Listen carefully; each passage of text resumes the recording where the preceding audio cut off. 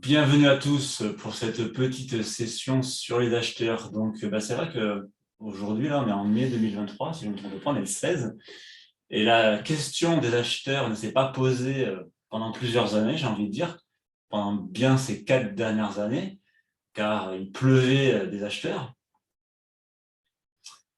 Alors certes, il ne pleuvait pas de mandat, mais il pleuvait quand même des acheteurs. Et là, effectivement, il y a quand même, on est sollicité, je suis sollicité, quasi quotidiennement, par des agents qui galèrent sur les acheteurs.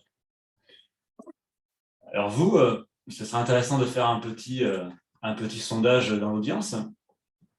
Est-ce que vous galérez au niveau des acheteurs? Vous pouvez juste répondre oui, non. Est-ce que c'est compliqué d'avoir des acheteurs? Est-ce que quand vous publiez une annonce plus ou moins au prix, un bien qui devrait déclencher normalement du contact, est-ce que vous n'avez pas l'appel ou très peu? Ou est-ce que quand vous faites une vente, est-ce que vous ressentez une augmentation des refus de prêt? Est-ce que les banques sont plus compliquées? Bon, ça, c'est un secret pour personne, vous me direz. À la vôtre.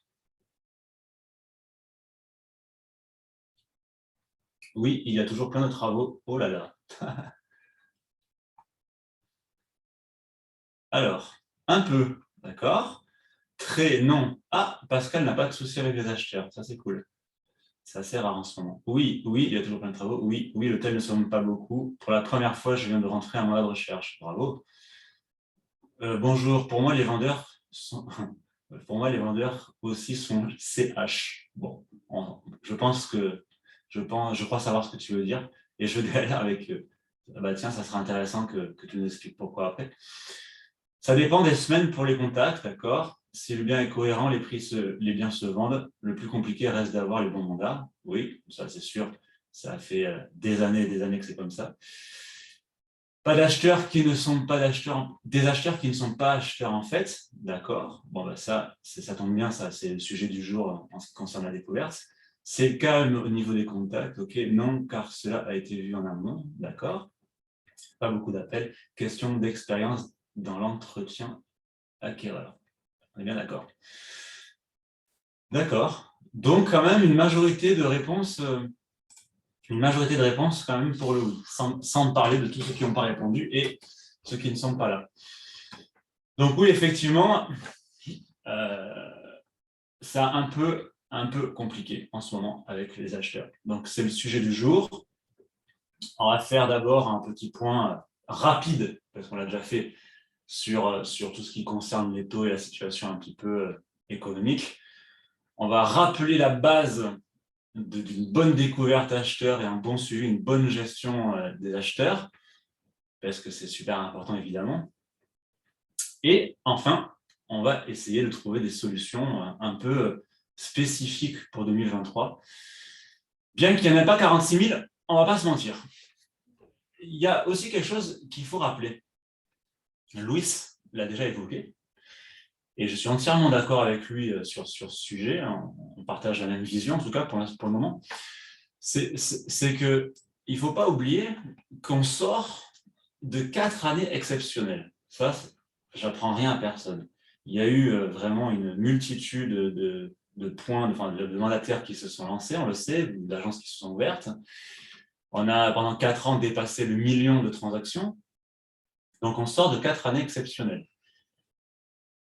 Et malheureusement, beaucoup d'agents qui se retrouvent en difficulté aujourd'hui, ou qui arrêtent, parce qu'il y en a aussi beaucoup qui arrêtent, malheureusement, en fait, malheureusement, payent un peu le non-travail, on va dire, de ces 4 dernières années. Alors, je fais une généralité, tout le monde n'est pas dans cette situation, mais il y en a beaucoup, en fonction des pertes des profits que j'ai au téléphone.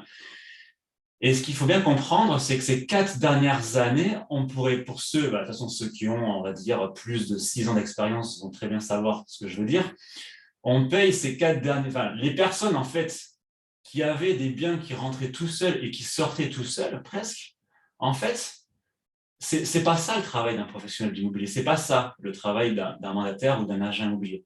Parce qu'il y a eu, on le voit, une facilité à renter des biens, surtout après le Covid, et surtout à les sortir. Donc, le travail était exagérément, je ne sais pas si c'est français, exagérément, je pense, ouais, exagérément simplifié ces 4 dernières années. Alors, la tendance a commencé sérieusement à s'inverser au milieu de l'année dernière. Mais en tout cas, ça a quand même, 2022 a quand même été une très, très bonne année de manière générale. Donc, juste pour dire, pour faire le point, qu'il faut faire attention et que là, cette année, eh bien, alors même si c'est sûr, la tendance va dans le sens où il va falloir travailler dur cette année, ça on le sait, on l'a déjà vu. Mais ce qu'il faut surtout voir, c'est voilà, ce qui a été fait en amont. Et beaucoup de difficultés où on en est alors, dans la non-rentrée de mandat ou surtout, en ce qui nous concerne aujourd'hui, les problèmes d'acheteurs, parce que quand on a un fichier de prospects acheteurs qu'on a su, entre guillemets, chouchouter, qu'on a suivi au préalable, en amont, en prévention, en suivi, parce que notre métier, c'est essentiellement du suivi, ben, voilà, quand je discute avec les agents, et ben forcément, ces agents qui ont quand même fait ce travail de fond ces 4 dernières années, malgré la facilité, entre guillemets, du métier, ben, sont beaucoup moins en difficulté, continuent quand même à faire des ventes. D'ailleurs, ça me fait penser un peu à ce que disait Pascal tout à l'heure, question d'expérience dans l'entretien acquéreur. Donc, c'est pour ça que, sur ça, finalement, je n'ai pas de solution, puisque je ne peux pas revenir sur ce qui n'a pas été fait ou ce qui a été mal fait ces 4 dernières années. Voilà. Et beaucoup d'agents arrêtent aujourd'hui parce qu'ils ont commencé il y a 2, 3, 4 ans et qui finalement n'ont pas fait ce travail de fond, ce travail de prospection, ce travail de notoriété, ce travail de publicité, ce travail de suivi. Ils n'ont pas forcément, on va dire, véhiculé cette image de marque qu'il faut faire en fait en marketing et se retrouvent aujourd'hui à plus travailler faute de contact, vendeurs et acheteurs. Voilà un peu aussi pourquoi certains galèrent énormément aujourd'hui. Alors, je fais une généralité. Bien sûr, tout le monde ne se situe pas dans ce cas, évidemment, heureusement d'ailleurs, mais il y en a quand même pas mal. Donc là, effectivement, ce qu'il faut surtout retenir, c'est que cette année, plus que jamais, il va vraiment falloir faire du travail d'agent immobilier, à savoir un vrai travail de suivi, de structure, de méthode, et de professionnalisme. Vous m'entendez souvent le dire, ce mot, le professionnalisme. Mais surtout de méthode et qu'il va falloir aller vraiment occuper le terrain, que ce soit pour les vendeurs ou pour les acheteurs. C'est ça le travail d'un agent immobilier. Et c'est encore plus vrai cette année. Jusque-là, je pense que je vous apprends rien. Alors, un petit point sur la situation économique des taux. On va parler essentiellement des taux puisque c'est les acheteurs, s'il n'y a pas de taux sans acheteurs. Je vais quand même me montrer un poil rassurant. On le sait, c'est la merde au niveau des taux. Ça monte. Il y a un déséquilibre entre les taux qui ont monté depuis quelques mois de manière exponentielle par rapport à l'immobilier qui ne baisse pas de manière exponentielle, puisqu'on sait très bien que quand c'est bien géré, de manière générale, on se retrouve avec des situations où, quand les taux sont hauts, l'immobilier est bas, et quand l'immobilier est bas, les taux sont hauts, ou l'inverse. Quand l'immobilier est haut, les taux sont bas, pardon. Mais là, on n'est pas dans cette situation. Effectivement, on pourrait penser que les taux, dans la situation où on se trouve, ont monté plus vite, avec les crises qu'on connaît, l'inflation, tout ça, plus vite que l'immobilier a baissé. Donc, on se situe aussi on se situe pour le moment dans une situation un petit peu de déséquilibre. On le voit, on le sent. Pas mal de refus de prêt, moins acheteurs, moins de téléphones qui sonnent. Autre piste pour le fait que le téléphone moins souvent, il y a aussi beaucoup de facteurs économiques dans le sens où il y a moins d'acheteurs qui peuvent acheter. C'est aussi simple que ça. On l'avait vu lors d'un coaching précédent, d'ailleurs, je n'ai pas le tableau là sous les yeux, j'aurais pu le sortir, c'est vrai, mais il y a une véritable baisse du pouvoir d'achat avec l'inflation et l'augmentation des taux. Et quand un acheteur pouvait emprunter 250 000 € il y a 5 ans, ou 3 ou même 2 ans d'ailleurs, il n'a pas besoin d'aller aussi loin, il y a 2 ans, aujourd'hui, il peut emprunter plus que 215, 220 par rapport forcément à la montée des taux. Donc, il y a aussi, bien sûr, des raisons économiques pour lesquelles le téléphone sonne moins souvent. Car les acheteurs, pour le coup, n'appellent plus des biens pour lesquels ils ne peuvent pas acheter, évidemment. Alors qu'il y a quelques mois, ils auraient pu l'acheter. Alors, que dit les prévisions? Bon, aujourd'hui, en mai, on est sur une moyenne selon le CSA à 3,37, selon l'Observatoire. On prévoit un pic à 4% en juillet, donc ça va continuer à monter, ça on le sait tous. Je ne suis pas allé aussi loin parce que là, pour le coup, c'est purement spéculatif. J'ai même vu des papiers qui parlent de 6% à la fin de l'année, mais n'allons pas aussi loin, je n'y crois pas trop. Mais en tout cas, j'ai quand même vu des articles sur le sujet. Mais bon, vous savez comme c'est, quand il se fait des spéculations, on aime bien extrapoler. Mais bon, ce qui est sûr, c'est qu'en juillet, a priori, on sera à 4%. Toujours selon l'Observatoire des crédits, la tendance pourrait s'inverser au troisième trimestre 2023. Un changement qui s'explique par la mensualité du taux d'usure. Je ne sais pas si vous vous rappelez, mais le taux d'usure, qui est le taux maximum que les banques peuvent prêter, était révisé tous les trimestres. Bon, vu ce qui s'est passé l'année dernière, vu qu'il n'y avait quasiment plus de prêts au deuxième semestre de l'année dernière à cause du taux d'usure, puisque les banques n'étaient plus rentables, eh bien, le taux d'usure, maintenant, à titre d'essai, est révisé tous les mois. Donc, grâce à cette mensualisation qui a permis aux banques de reconstituer leur marge, puisque les banques n'avaient plus d'argent, en réalité, voilà, la tendance pourrait s'inverser. Alors, moi, je vois deux pistes. Enfin, il y en a plein, mais deux principales enjeux, on va dire, face à cette situation. La première, on le sait, ça date depuis la nuit des temps, travailler sur les baisses de prix. Mais c'est encore plus vrai cette année, parce que cette situation, on va dire, conjoncturelle, normalement, devrait obligatoirement faire baisser les prix, puisque quand il n'y aura plus personne qui pourra acheter, en extrapolant, les vendeurs ils vont bien être obligés. Mais ça va pas s'écraser, il va pas y avoir de chute. Personne ne prévoit de chute de l'immobilier, parce que pour plusieurs raisons. La première, c'est que l'immobilier est une passion française, contrairement à ce qu'on veut nous faire croire. Il y a quand même beaucoup d'argent dans le pays, beaucoup de personnes ont de l'argent, donc on arrive toujours à trouver de l'argent, malgré la conjoncture, enfin beaucoup de personnes du moins. On le voit, hein.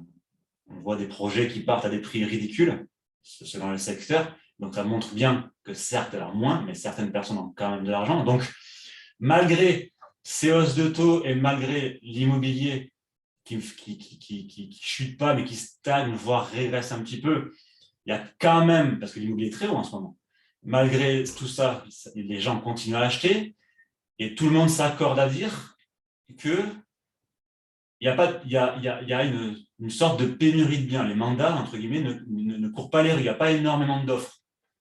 Or, ce qui fait réellement chuter et bouger les prix, c'est la loi de l'offre et la demande.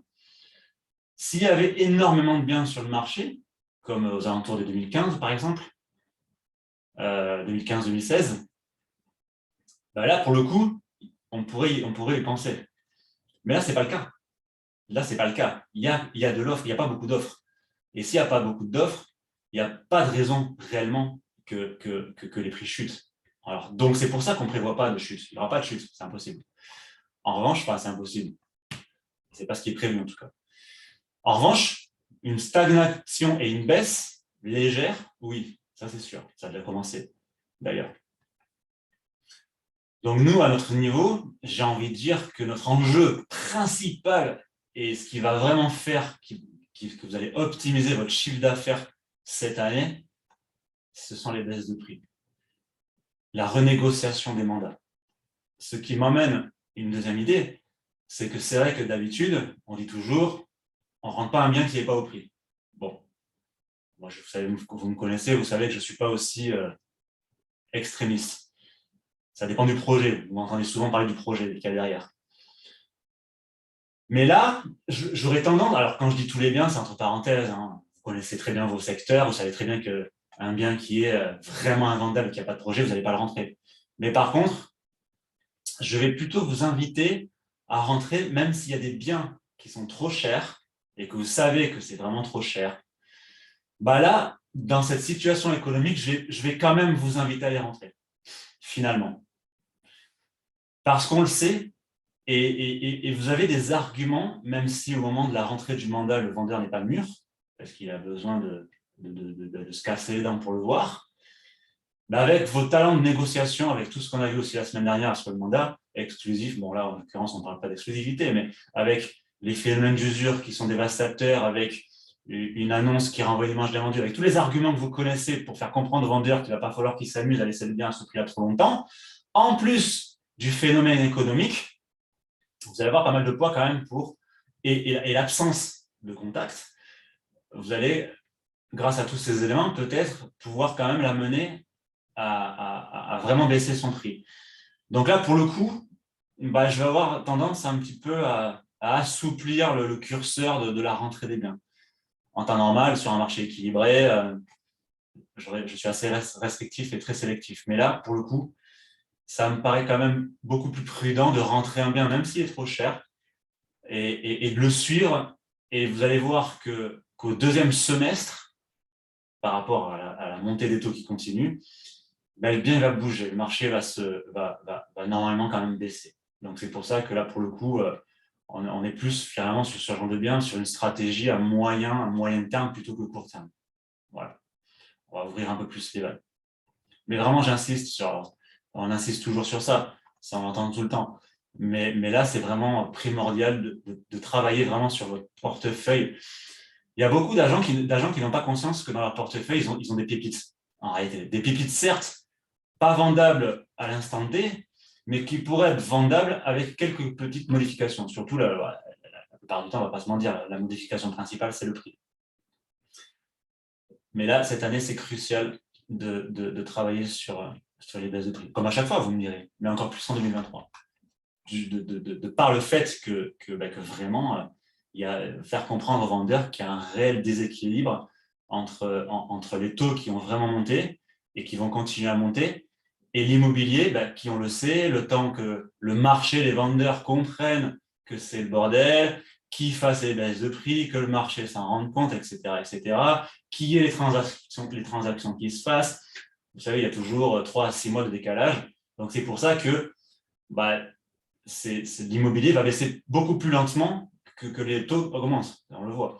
Donc, c'est pour ça que notre rôle là de conseiller est vraiment de travailler sur, avant même de penser à rentrer des nouveaux biens, sur les avenants qu'on va pouvoir faire avec nos biens déjà en portefeuille, en expliquant tout ce contexte économique. Et bien sûr, comme d'habitude, en argumentant sur ce que comprend le vendeur. Et qu'est-ce que comprend le vendeur? C'est tout simplement son projet, argumenter sur sa problématique. On en a parlé la semaine dernière.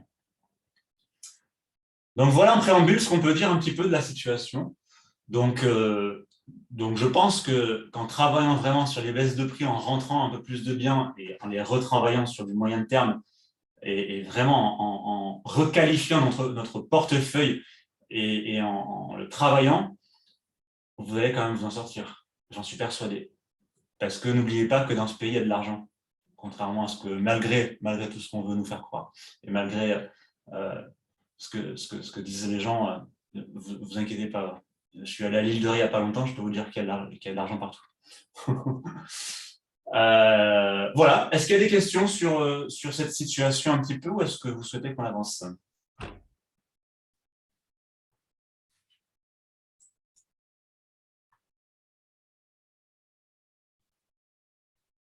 Bon, eh bien, on va avancer alors. La découverte acquéreur. Alors, la découverte acquéreur, beaucoup de gens n'aiment pas ça. Moi aussi, d'ailleurs. C'est pour ça que je ne la faisais pas. Je ne la faisais pas parce que je travaillais en binôme. C'était ma collègue à l'époque qui le faisait.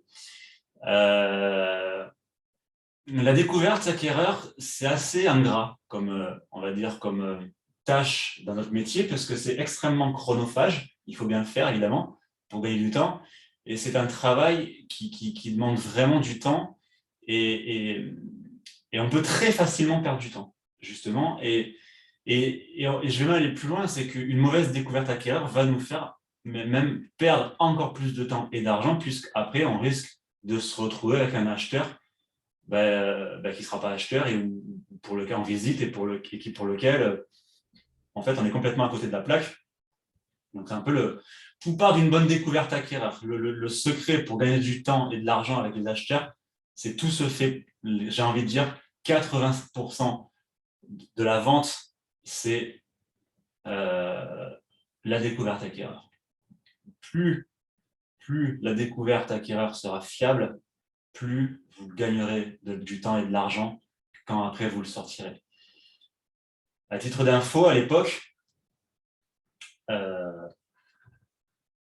les acheteurs, je vais vous montrer tout à l'heure, moi je leur envoyais carrément un dossier, et s'ils ne me renvoyaient pas le dossier, je ne les sortais pas, en réalité. Vraiment, je faisais tout pour juger du degré de motivation de l'acheteur, et je les saurais. Alors j'en perdais sûrement, mais ce n'est pas grave, parce que sur la masse, en 2015, j'avais 80 mandats, je n'en avais pas 20 par jour, donc ça demandait un travail effectivement très carré. Mais vraiment, à l'époque, même encore il y a 2 ans, parce que la méthodologie reste la même finalement, qu'il y en ait beaucoup ou pas, je sortais à peu près un prospect sur 4 qui m'appelait. Je sortais. Donc 3 prospects sur 4 qui m'appelaient, je ne les sortais pas. Parce que je savais que j'allais perdre du temps. Alors, bien sûr, sur la masse, il y en avait. Alors, je modifie ce que je dis. Je ne les sortais pas tout de suite, parce que certains, après, dans le cadre du suivi, je les sortais un peu plus tard. Mais la découverte acquéreur, c'est ça. C'est ça le problème. C'est que plus de 95% des gens qui nous appellent, on le sait, vous le voyez très bien, n'achèteront pas. Ou pas avec nous. Parce qu'on ne peut pas non plus avoir tous les liens. Donc, c'est pour ça que mieux vaut, alors j'exagère un peu, 80-20, on va respecter la règle des 80-20. Vous savez, la fameuse loi mais c'est au moins 80-20, la fameuse loi de Pareto. C'est que mieux vaut travailler sur les 20% qui vont nous générer plus de 80% de notre chiffre d'affaires. En réalité, le secret, il est toujours là. En fait, j'aime beaucoup cette loi de Pareto parce que, en réalité, on peut l'appliquer pour beaucoup d'éléments dans le business. 20% des causes génèrent 80% des conséquences. Et je trouve que c'est vrai pour tout. Donc, je me concentrais sur les 20% qui allaient me générer du chiffre d'affaires, en fait. Et je travaillais comme ça avec tout, de toute façon. Puisque rappelons-nous que nous sommes des indépendants, qu'on a énormément de choses à faire et qu'on ne peut pas être partout. Donc, c'est pour ça que la méthodologie exige qu'on se concentre sur ce qui marche, pour optimiser notre chiffre d'affaires. Alors, quelles sont les clés, justement, de cette fameuse découverte acquéreur? Alors, j'avais mis une petite intro. Pour vous faciliter la tâche au quotidien, il y a quelques règles de base. Celles-ci vont vous permettre de suivre vos prospects de manière fluide, de trouver rapidement les bons clients quand vous décrochez un nouveau mandat, mais plus largement, de renvoyer une image professionnelle à l'ensemble de vos clients. Une bonne manière en sorte de vous différencier de la concurrence. Alors là, en plus, je suis en train d'acheter une baraque, que ce soit pour ma résidence RP ou locatif. Alors, j'ai de bons comparables avec certains professionnels avec qui j'ai affaire, mais je tombe par terre. J'ai appelé une agence la dernière fois, là, pas loin de chez moi, pour aller visiter un locatif, mais au bout de 2 secondes, j'avais un rendez-vous. Oui, bonjour, j'ai vu ce bien, voilà, dites-moi en plus, ok. Ah, vous voulez aller visiter? Ouais, bon, allons-y. Bam, j'avais un rendez-vous. Alors, j'espère que vous n'avez pas fait ça. J'espère que vous ne faites pas ça. Parce que alors là, là, vous allez travailler sur 100% de vos acheteurs, mais rappelez-vous que même pas 20% vont générer du chiffre d'affaires. Donc, vous avez plus de 80% de chances de perdre votre temps. Bon, en l'occurrence, elle a perdu son temps, mais pas parce que je ne voulais pas acheter, parce que alors là, je peux continuer dans l'incompétence, si vous le souhaitez. C'est que c'était pour un locatif. Je visite. J'apprends, parce qu'il y avait un locataire en place, j'apprends le lendemain de la visite que le locataire ne payait pas le loyer, qu'il était en situation d'impayé. Jusqu'à là, bon, dans ma tête, je me dis, mais elle me dit ça maintenant. Mais je ne prends pas peur parce que finalement, j'ai vu une opportunité de faire une offre à râler pas crête et de finalement d'en faire mon affaire personnelle, de la procédure d'expulsion. Donc, je lui dis, OK, où en est la procédure, acte d'huissier, tout ça, nina, je veux savoir exactement où ça en est. OK, je me renseigne, plus de nouvelles. Alors là, vous avez mais vraiment la preuve, c'est mon expérience personnelle et je n'exagère absolument rien. Alors, je vous épargne également les péripéties pendant la visite où la personne ne connaissait absolument rien sur le bien qu'elle faisait visiter, mais ça, c'est pas un problème. Heureusement, moi, je connais quand même un peu l'immobilier, donc je savais comment me débrouiller, mais je me mettais dans la peau d'un acheteur lambda. Bon, voilà, c'est vraiment... là, pour le coup, c'est perte d'argent et perte de temps. Rappelez-vous que quand vous sortez un acheteur, je l'ai chiffré ça, quand vous sortez un acheteur et qu'il n'achète pas, vous perdez 80 €. C'est ce que j'ai à peu près chiffré. Et même, je pense que maintenant, c'est plus cher, parce que ça, c'était en 2015. Entre le temps que ça va vous prendre, l'argent, l'essence, l'énergie que vous allez consommer, j'ai chiffré ça à l'époque à 80 € à chaque fois qu'on fait une visite et qu'on ne vend pas. Vu la compétence de cette personne, je pense qu'elle a découvert. Bon, petite... Donc là, on a l'exemple concret que là, il y a une très mauvaise gestion d'acheteurs. Alors, sans aller jusqu'à cette caricature malheureusement réelle, c'était chez La Forêt, pour ne pas les citer. En fait, je ne sais plus ce que je veux dire. J'ai oublié ce que je voulais dire. Oui, sans aller jusqu'à cette caricature malheureusement réelle, c'est que ces 4 dernières années, eh bien, on le sait, ça a été une superbe année, l'immobilier s'est bien porté, et beaucoup de professionnels ont négligé les acheteurs. C'est-à-dire qu'ils ne se sont pas dit, je vais quand même avoir mon fichier d'acheteurs internes et les bichonner et les suivre en vue d'un projet futur. Et ce qui se passe aujourd'hui, on le voit, on l'a expliqué tout à l'heure, c'est qu'aujourd'hui, on n'en a pas, ou on n'en a pas d'avance. Donc voilà. Donc, pour le coup, alors, au niveau de la technicité, ce qu'il faut savoir aussi, c'est qu'on croit souvent que quand un acheteur appelle, je vais fermer le truc parce qu'on dirait Casper. C'est que quand un acheteur appelle, on se dit c'est pour acheter le bien. Mais en réalité, c'est pas ça. Quand un acheteur appelle, il appelle pour éliminer le bien. C'est-à-dire qu'en règle générale, on va dire le processus, c'est d'abord un pré-tri sur Internet pour éliminer tout ce qui ne convient pas. Après, on fait un deuxième filtre pour éliminer également ceux qu'on ne veut pas non plus par téléphone, les professionnels et tout ça. On appelle pour finalement se conforter dans le sens où le bien ne correspond pas. Très souvent, c'est comme ça dans la tête des gens. Et dans le but après de trouver celui vraiment, c'est un peu, vous savez, comme un entonnoir. Ça nous a tous arrivé d'avoir un acheteur qui nous appelle et qui nous dit bon voilà, est-ce qu'il y a ça dans la maison? Ah bah attendez, non, je crois pas. Bon ben au revoir, clic. Et puis voilà. Alors que ça se trouve, on avait un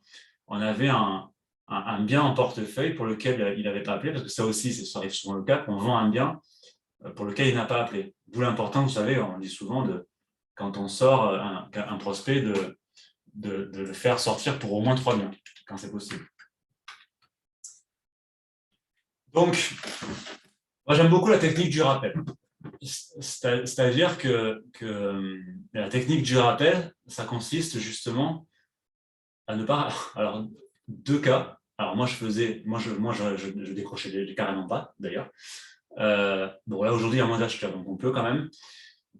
Mais surtout en fait d'utiliser la technique du rappel. C'est-à-dire qu'au moment où l'acheteur va vous appeler, il y a beaucoup de chances pour que vous n'ayez pas votre matériel pour le traiter et que vous ne soyez pas prêt à le traiter. Vous n'avez pas votre fichier, vous n'avez pas de quoi noter, pas de fiche, rien, vous êtes en voiture, tout ça. Voilà.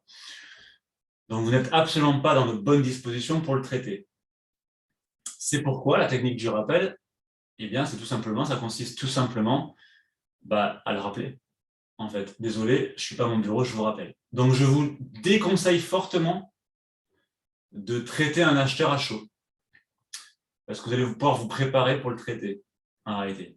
Votre portefeuille, vous ne le connaissez pas forcément par cœur au moment où il vous appelle, où vous n'êtes pas au bon moment. Donc, le fait de reprévoir un rendez-vous de rappel ou de lui dire que vous le rappelez quand vous êtes disponible, au moins, vous allez avoir matière à travailler. D'accord? J'en ai un petit peu parlé, mais beaucoup d'agents ont des pépites en portefeuille dont ils ignorent. Et là, ce que je vous conseille fortement de faire, alors c'est vrai pour les mandats, mais c'est aussi vrai pour les acheteurs. Pensez aussi à réchauffer votre portefeuille d'acheteurs. C'est obligé.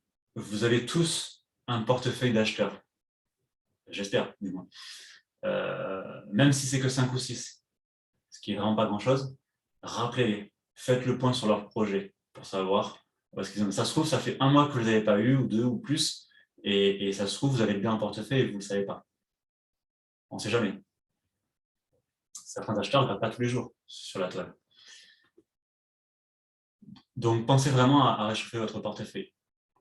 Alors, évidemment, après, pendant l'appel, vous allez faire preuve d'écoute, récolter un maximum d'informations, les coordonnées, profession, motivation d'achat, le financement, les différentes expériences professionnelles, sa manière de vivre, les critères de recherche. Pour ça, est-ce que vous avez tous des fiches de découverte ou est-ce que vous voulez que je vous en mette une dans le chat? Vous allez aussi noter les informations qui paraissent anodines. Ça paraît rien, mais il y a beaucoup. Vous vous rappelez, la semaine dernière, je vous disais pour un mandat exclusif, pour un mandat, si vous posez moins de 20, minimum, c'est 25 questions pour connaître un prospect. Minimum. Hein. Pour un acheteur, on peut facilement faire le double. Des trucs bêtes. Des trucs bêtes. L'école. Je mettais la main au feu qu'il y a plein d'agents qui ne demandent pas si, par exemple, les prospects ont des enfants ou vont à l'école. Bon, si vous avez un bien qui est super loin de l'école, qui est mal desservi, vous allez le sortir et ça ne va pas correspondre parce qu'il va vous dire on est un peu loin des commodités de l'école. C'est vraiment un exemple comme ça. Mais il faut être le plus précis possible même sur les informations les plus anonymes. Les commodités, l'école, les chemins d'accès, le nom du chien. Vous pouvez aller vraiment le plus précis possible. Les points communs, tout. La règle des 80-20, rappelez-vous, ça aussi c'est important. C'est facile en plus, encore plus facile pour les acheteurs. Ok, je vais vous la mettre tout à l'heure, la fiche. En fait, c'est très simple. Vous avez juste à poser des questions et respecter la règle des 80-20 là, encore une fois aussi. Vous parlez 20% du temps et votre prospect parle 80% du temps. Rappelez-vous qu'on gagne la confiance de quelqu'un en l'écoutant. Et enfin, bien sûr, vous pouvez aussi éventuellement faire comme je faisais, c'est-à-dire, alors là, c'est vraiment on va dire, pour restaurer les acheteurs, envoyer un dossier découverte. C'est-à-dire que moi, ce que je faisais, moi et ma collègue, on avait d'abord un premier contact avec l'acheteur. On faisait vraiment une synthèse. C'était un appel qui pouvait durer entre 5 et 8 minutes, pas plus. C'était vraiment totalement inutile. Alors, sauf cas exceptionnel, évidemment. On a envoyé un dossier. Alors, ça, c'est très, très bien quand on travaille en exclu. On avait quasiment que de l'exclu, de toute façon, à l'époque. En mandat simple, attention. Vous savez que si vous avez quand même un prospect qui vous sentez qui est hyper bouillant et que vraiment, parce qu'on le sent, hein, coup de cœur, tout ça, faites attention. Mais ce n'est pas la majorité des prospects. Donc, on faisait un premier appel, juste pour, à vue de nez, savoir si on pouvait aller plus loin. Et on envoyait le fameux dossier d'une fiche découverte, dossier découverte. Et il devait nous le renvoyer. avec toutes les informations, vraiment, on les saurait, en fait, pour tout savoir sur l'acheteur. Si la personne ne nous renvoyait pas le dossier, alors là, c'était même pas la peine de penser à une visite. La personne nous renvoyait le dossier par email, et là, on faisait un deuxième appel. On refaisait le point sur son prospect, sur son projet de manière plus détaillée. Alors là, ça a duré à peu près un quart d'heure, 20 minutes, max. Et là, on pouvait prévoir une visite. Mais avant, sauf cas exceptionnel, c'était même pas la peine d'y penser, on ne sortait pas. Et l'avenir nous donnait raison, puisque l'avenir, ça nous a, le passé plutôt, ça nous a donné raison, puisque on sortait un prospect sur 4, mais on faisait, franchement, sans mentir, on faisait 2 ventes sur 3. Enfin, c'est même plus. On devait faire 8 ventes. À chaque fois qu'on sortait un prospect, on devait faire 7-8 ventes sur 10, à peu près. Donc, on était quand même ultra performant. Par contre, on ne sortait pas, on avait énormément d'appels, mais le ratio sortie-appel était extrêmement faible, en réalité. C'était notre façon de travailler. Et pour le coup, on optimisait vraiment notre temps. Et ça va plus loin que ça. C'est que votre client principal, n'oublions pas que c'est le vendeur. Celui qui a contracté, c'est le vendeur. Et nous, on avait la philosophie de défendre toujours le vendeur avant tout. On considérait que l'acheteur devenait notre client quand il avait signé un compromis de vente. Avant, ça restait qu'un prospect. Pour le coup, parce que quand l'acheteur, surtout en ce moment, avait un refus de prêt ou disparaissait ou quoi, celui qui restait avec les yeux pour pleurer, c'était le vendeur. Donc c'est pour ça que quand on perd un acheteur, parce que évidemment ça nous arrive aussi, on ne voulait pas perdre le vendeur aussi, et qu'ils nous disent vous avez mal fait votre job. Et puis le fait d'être performant comme ça et de ne pas beaucoup sortir, mais de vendre souvent quand on sortait, en revanche, ça fait marcher les prescriptions, parce qu'on était souvent recommandé, bien sûr. Et parfois, ça arrivait, il y avait des vendeurs qui râlaient, parce qu'on ne faisait pas beaucoup de visites. Quand on était en mandat simple, même avec d'ailleurs, ça arrivait, parfois, pendant 3 semaines, parfois, on ne faisait pas de visite. Et puis après, au bout d'un mois, on faisait une visite et on vendait. Mais pendant le suivi qu'on faisait avant, Tartampion, là-bas, ils m'ont fait 2 visites, et ils ont pas vendu, mais ils m'ont fait, d'accord, ils ont pas vendu. Bon, alors, vous m'avez mandaté pour faire des visites ou pour vendre?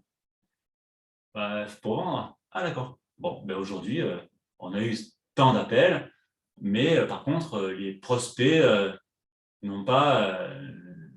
ne sont pas, les prospects qui nous ont appelés ne sont pas qualifiés en fait, parce que soit le financement ça passe pas, soit finalement ils appellent pour un bien qui doit faire 120 mètres carrés et vous ça fait 85 et puis ils veulent 2000 mètres carrés de terrain et que vous avez 600, parce que ça arrive, hein, pour je caricature, mais ça arrive souvent. On savait très bien que ça n'allait pas marcher. Donc c'est pour ça qu'on était extrêmement sélectif. Bon là en ce moment vu qu'il y en a moins, on peut se permettre d'être un peu plus souple. Je vous encourage d'ailleurs à être un peu plus souple. Et puis parfois aussi, il y a des vendeurs, c'est pas la majorité, mais il y en a, qui ont envie, qui ont besoin, en fait, d'avoir 1 ou 2 visites pour faire comprendre que leur baraque est trop chère. Donc parfois, vous pouvez, alors vous savez très bien que c'est une perte de temps, vous savez, c'est un peu aussi la technique du repoussoir. Vous pouvez aussi faire une visite sachant très bien que ça ne va pas marcher, mais la stratégie, c'est de faire baisser le prix. C'est-à-dire que j'ose espérer qu'après chaque visite, vous faites un compte-rendu de visite à vos vendeurs, écrit bien sûr, avec les motivations pour lesquelles il n'a pas acheté, et évidemment c'est le prix. Vous allez l'orienter fortement sur le prix. Et pour le coup, ça peut facilement vous en servir après vous pouvez vous en servir pour faire baisser les prix dans un rendez-vous de renégociation. Il y a cette stratégie qui est intéressante aussi. Faire 1 ou 2 visites, on sait que ça ne marchera pas. Bon, parfois, et c'est là, parfois on est surpris parce que ça marche, mais c'est rare. Mais surtout la stratégie, voilà, regardez, c'est pas moi qui le dis, votre bien, ils n'ont même pas fait d'offre parce qu'ils disent que c'est trop cher. Alors, qu'est-ce qu'on fait? Et ça peut servir pour faire baisser les prix. La technique du repoussoir. La technique du repoussoir, ça marche pour l'acheteur, mais aussi pour le vendeur. Ça marche dans les deux sens. Alors, il y a aussi quelque chose d'important. J'ai consacré une slide entière pour ça. C'est la question du financement. Parler d'argent avec tact et fermeté. Il ne faut pas avoir peur, parce que je sais qu'il y a plein d'agents qui n'osent pas ou qui abordent la question du financement de manière bon, est-ce que je peux vous demander, s'il vous plaît, de me dire comment vous allez payer? Non, non, non, non, non. Nous, on était cash. Comment avez-vous prévu de régler votre achat? Au niveau du financement, où en êtes-vous? Est-ce que vous êtes autonome? Avez-vous vu un courtier? Combien de banques avez-vous vu en amont? Avez-vous une simulation? C'est cash, surtout en 2023. En France, l'argent est tabou. Il est pourtant du devoir du conseiller de sécuriser le financement d'une transaction.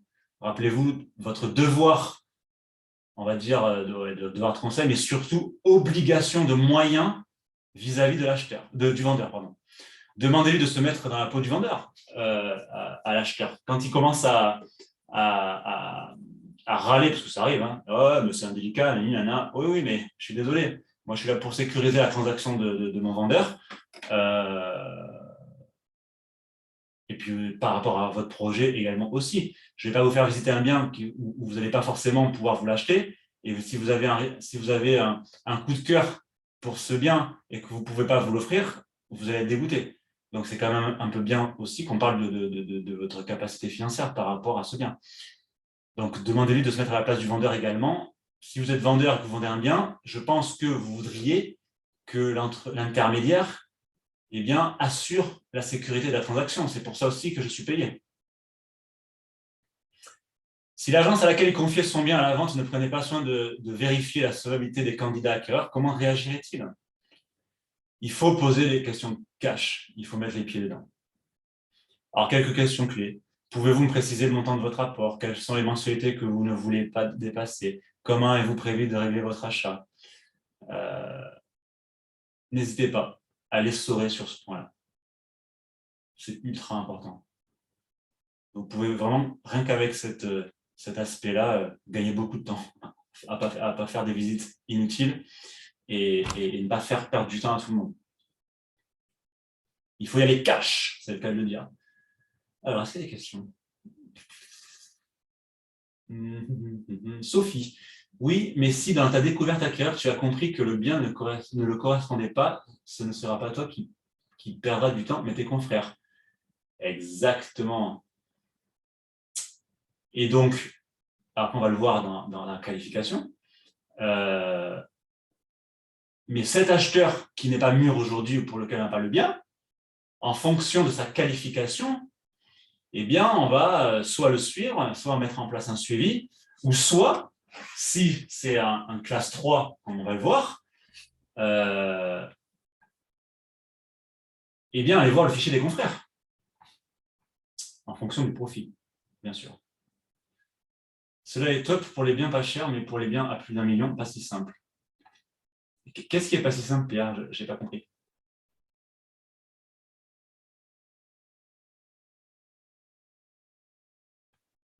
Alors, justement, la qualification. Alors, dans l'organisation des acquéreurs, je vous encourage à les classer.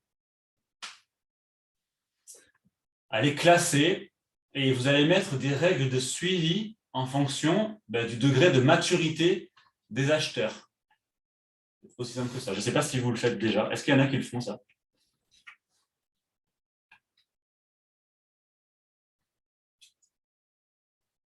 Bien, Olivier. Ça ne m'étonne pas de toi.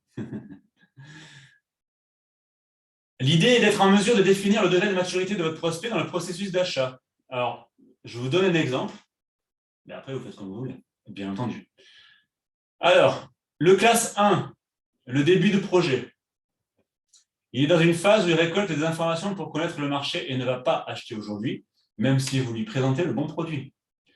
Alors, très souvent, ce sont les primo-accédants qui ont besoin de comparables.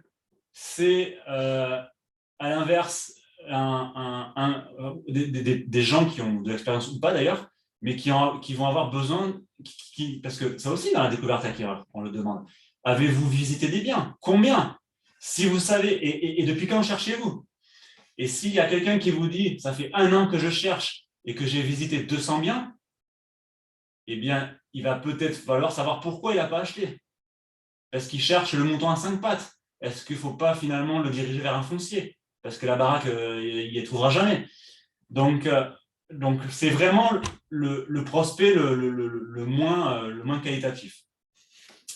Donc, ça ne veut pas dire qu'on ne va pas le suivre, mais on va le suivre peut-être une fois tous les 2 mois, voire plus. Après, vous pouvez aussi mettre des sous-catégories. Donc, c'est vraiment le prospect qui n'achètera pas, quoi, hein, ou par miracle. Il y en a pas mal. Hein. Le classe 2, c'est un projet un peu plus abouti. Il connaît le marché, mais affine son projet. Il effectue des visites dans le but de comparer, mais ne sera pas forcément enclin à se positionner si vous lui proposez le bon bien. C'est-à-dire que c'est le prospect qui est mûr, enfin, qui est semi-mûr, en fait. Vous savez que lui, par contre, il pourrait passer à l'achat, mais il va lui falloir quand même des comparables, il va lui falloir peut-être encore un peu mûrir, il va avoir besoin d'un peu d'accompagnement, mais vous savez que lui peut acheter dans le mois, sous 3 mois. Donc, on va le suivre de manière un peu plus régulière. Et enfin, le classe 3, où lui, il faut se battre pour ce prospect. C'est le client du mois. Vous avez un prospect qui est prêt pour acheter maintenant et dont le financement est bouclé, et il sait qu'il veut acheter. Donc, c'est aussi le prospect qui a vendu un bien et qui doit acheter pour se loger. Donc, lui, effectivement, on ne le lâche pas. Il y a plein de signes qui permettent de le détecter. Hein. Il a vendu un bien. Il se retrouve à la rue dans 3 mois ou 4 mois. Il vous dit que dès qu'il trouve, il achète. On le sent au téléphone, que le degré de maturité du prospect. Et lui, pour le coup, je vous conseille fortement, même si vous n'avez pas, alors même un classe 2, pourquoi pas, alors classe 1, non, mais le classe 2, pourquoi pas, si vous n'avez pas le produit en portefeuille, allez voir les confrères, allez voir le PAP, parce que ce client-là va acheter, et mieux vaut qu'il achète avec vous. Qu'en est-il j'ai vu que Pierre avait répondu de demander le financement. Alors après, oui, effectivement, il y a des cas particuliers sur certains marchés du luxe. Alors, je reste persuadé qu'il faut en parler, mais pour le coup, là, sur ce coup-là, si on est vraiment sur un marché du luxe, on va tout de même l'enrober. On va avoir un discours soutenu. Alors, en fait, il y a une question qui passe très bien, parce qu'en fait, comme vous savez que c'est tabou de parler d'argent dans ce pays, moi, je posais ça de manière détournée, en fait. C'est plutôt des phrases du style, en plus, ça aide à se projeter, comment avez-vous prévu de vous offrir ce bien? Là, c'est nickel, parce que vous avez posé la question de comment tu payes, mais de manière plus soutenue. Comment vous allez vous offrir ce bien alors, monsieur l'acheteur? Et puis là, il va vous dire, j'ai de l'apport, j'ai pas d'apport. Ah, vous avez de l'apport? C'est intéressant, vous avez vendu un bien déjà, peut-être. Voilà, vous allez amener indirectement. Mais bon, j'imagine que sur un marché de 1 million, voire plus, et que vous avez un mandat de vente, le vendeur va, à mon avis, être encore plus exigeant sur ces notions-là. Donc, c'est encore plus vrai d'en parler. Mais là, effectivement, selon la clientèle qui va être certainement évidemment plus aisée et plus particulière, ça demande d'avoir un langage plus soutenu. Et puis, il va falloir l'enrober, il va falloir le coucouner avec des questions un peu plus indirectes. En fait. Cette classification va vous permettre d'optimiser vos actions de suivi et leur fréquence. Mais attention, votre client, c'est très important ça. C'est par rapport au projet qui peut évoluer. Votre client n'est jamais figé dans une catégorie. Il peut par exemple passer rapidement d'une classe 1, alors j'ai fait une erreur, parce qu'avant je classais par ABC, il peut classer de 1 à 3. Pour bien sûr cette évolution, vous devez donc rester en contact direct avec lui et si nécessaire, adapter votre mode de suivi. Qu'en est-il des acquéreurs qui n'appellent pas mais nous adressent un mail type sur les portails? On peut se dire qu'ils ne sont pas mûrs dans leur projet. faut-il malgré tout, tu conseilles de les appeler pour échanger sur leur projet? Alors, quelqu'un qui envoie un email comme ça, standard, on les voit venir, moi j'enverrai un email. Et alors, ça dépend s'il y a les coordonnées. Si y a le téléphone, j'appelle. J'appelle et puis je fais ma technique habituelle, j'envoie un dossier. S'il n'y a pas les coordonnées, je demande effectivement ses coordonnées pour le rappeler. Voilà. Je n'échange pas par mail. Si vous avez la possibilité d'aller chez votre acheteur pour la découverte, vous verrez ce... Alors, ça, c'est une excellente idée d'aller chez l'acquéreur pour le découvrir. Mais l'expérience montre que c'est très rarement en fait possible. Parce que beaucoup d'acheteurs ne sont pas sur place, en réalité. Et puis, entre vous et moi, euh, faire plus de 5 bornes pour aller découvrir un acheteur, moi, j'assimile ça à une perte de temps. Mais dans l'idéal, oui. Mais en fait, dans la pratique, c'est quasiment impossible à mettre en place. Dès le premier contact téléphonique, il est vivement conseillé de faire une mini-découverte du projet d'achat et d'évoquer le volet financier afin d'évoquer la perte du temps avec les touristes. On est entièrement d'accord, t'inquiète. Tu peux nous mettre le dossier dans le chat? Ouais, je le ferai en fin de coaching. Alors, maintenant, vous avez qualifié votre acheteur. Alors, je vous montrerai aussi comment je faisais. Alors, vous pouvez utiliser un CRM ou le faire sur papier. Moi, je vais vous montrer le logiciel dont j'utilisais. Bon, là, comment ça se passe? Eh bien, voilà, un classe 1, donc on va dire le moins chaud, je vous conseille de les suivre, on va dire, tous les mois, une fois par mois, un contact par mois, voire tous les 2 mois. Le classe 2, 10 jours, c'est raisonnable, et entre 10-15 jours. Et le classe 3, bah, là, par contre, il faut se bouger parce que lui va acheter. Donc lui, ça ne le lâche pas. L'idéal serait de travailler qu'avec des classes 3, mais l'expérience montre que la majorité des acheteurs se situent dans les classes 2 quand même. En planifiant une date de relance, vous éviterez d'oublier vos clients et de manquer des opportunités de business. Cette date de relance doit être reprogrammée à l'issue de chaque contact. Beaucoup d'agents, j'insiste, malheureusement, je sais, je suis rabat-joie, mais beaucoup d'agents galèrent aujourd'hui parce que pendant 4 ans, ils n'ont pas fait ce travail. Et que je peux vous garantir que s'il avait fait, aujourd'hui, il déborderait d'acheteurs et il ferait du business, malgré la conjoncture compliquée. Alors, au niveau de la gestion du quotidien. Alors, bon, il est évident que vous ne pouvez pas, sauf pour ceux qui ont des assistances, moi à l'époque j'en avais une, mais un négociateur ne peut pas sur trop d'acheteurs, c'est évident. Parce qu'il y a les mandats, il y a tout à faire. Il y a les mandats, il y a le suivi, on connaît tout ce qu'il y a à faire. Alors, au-delà de 50 contacts, ce qui est énorme, la tâche devient compliquée. Mais 50 contacts, c'est déjà énorme en fait. Vous pouvez utiliser la fonctionnalité dans automatique des annonces immobilières, ça peut. À voir comment vous pouvez gérer et faire du rapprochement d'un hectare. Comme ça, c'est intéressant de faire du rapprochement quand vous rentrez vos biens par rapport au logiciel. Mais attention, effectivement, de bien saisir les informations, d'où l'importance de bien faire un dossier complet, parce que si vous faites du rapprochement avec des informations qui sont fausses, eh bien, ça va tout simplement servir à rien, parce que le bien sera à côté de la plaque. Donc attention si vous utilisez cette fonctionnalité. Vous avez une autre solution, celle que j'utilisais. Alors, loin de moi l'idée de penser que c'est la meilleure, mais en tout cas, pour nous, ça ne fonctionnait pas trop mal. Surtout que nous, à l'époque, on tournait avec 80 mandats à 2 et qu'on pouvait avoir sans problème 20 contacts par jour. C'était l'époque où ça pleuvait les acheteurs. Donc, j'utilisais un logiciel dont je vous ai parlé plusieurs fois, d'ailleurs, parce que c'est un logiciel extrêmement complet, qui s'appelle System.io. Et je me faisais des listes. Je me faisais des listes d'acheteurs.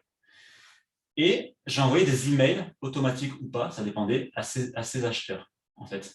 Et à chaque fois, je crois que je vous en ai déjà parlé, à chaque fois que je rentrais un acheteur et un bien, l'acheteur, je le rentrais bien sûr dans la base, ça faisait mon CRM, mais à chaque fois que je rentrais un bien, j'envoyais cette fiche à l'intégralité des acheteurs. C'est-à-dire aux 3 listes. Liste 1, 2, 3. Et ce qui était bien, c'est que grâce au logiciel, je pouvais suivre facilement mes acheteurs parce qu'ils étaient catégorisés dans des listes. En fait. Je vous mets le lien ici si vous voulez tester le logiciel.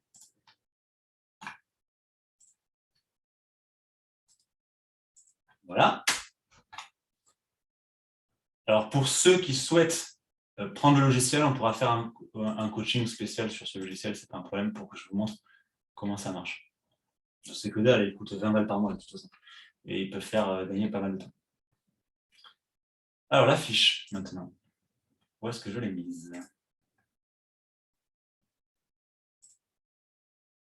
Là, voilà. Alors, c'est une fiche vraiment simple. Hein. En fait, j'en avais une plus complète et je ne sais pas où est-ce que je l'ai mise. Alors, j'ai retrouvé celle-là. Mais ça donne déjà un bon départ.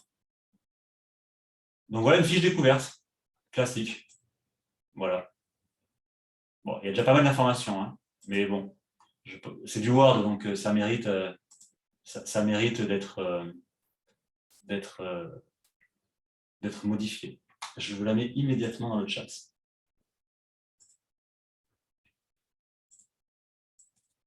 Voilà.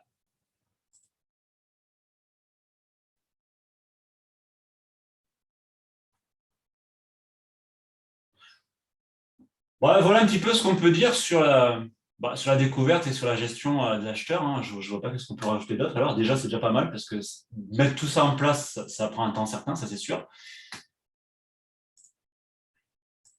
Est-ce que vous aviez besoin qu'on revienne sur quelque chose?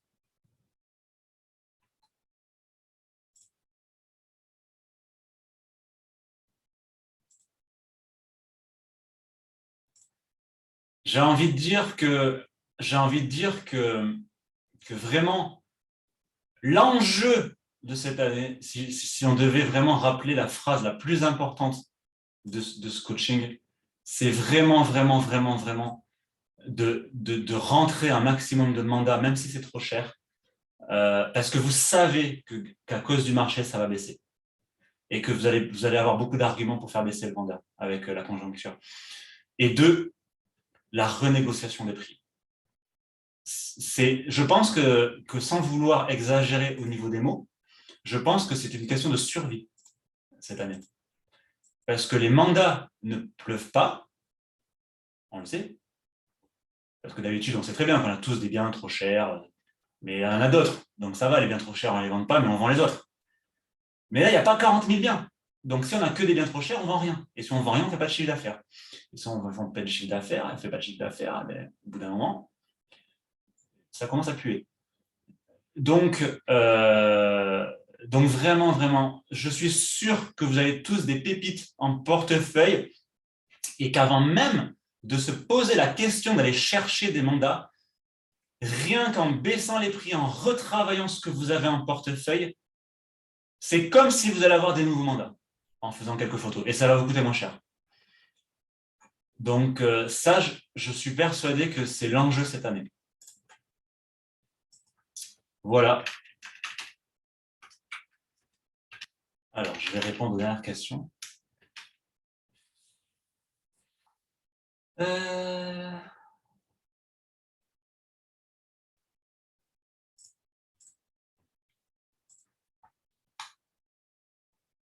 Est-ce qu'on pourrait avoir une formation sur ta méthode en pige, Sophie? Avec plaisir, on peut faire ça le mois prochain. Comment rentrer des mandats en ce moment? Ben, comme on fait d'habitude. On sort le papier du cartable et on prend le stylo, on le remplit. Non, je plaisante.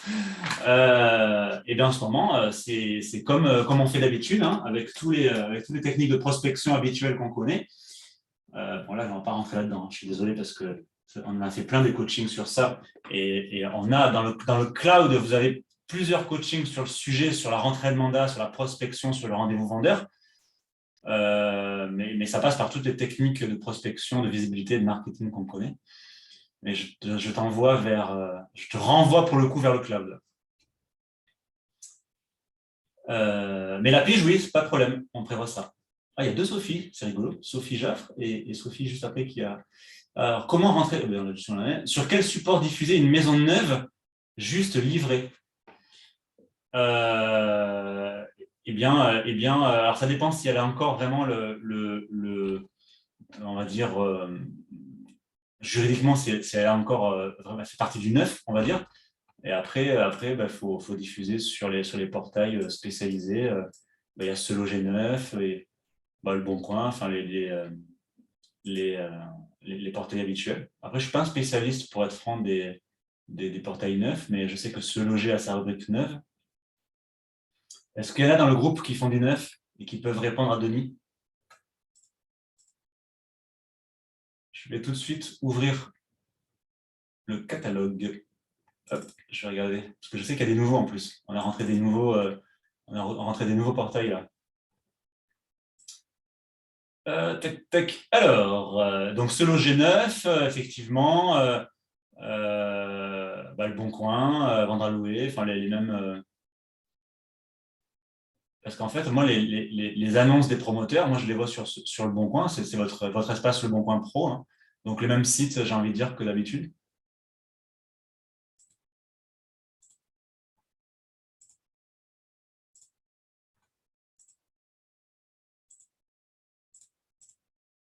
Mince, où j'ai mis... Pourquoi ça ne marche plus là? Pourquoi je ne vous vois plus? Ah, j'avais perdu ma fenêtre. Hop, voilà.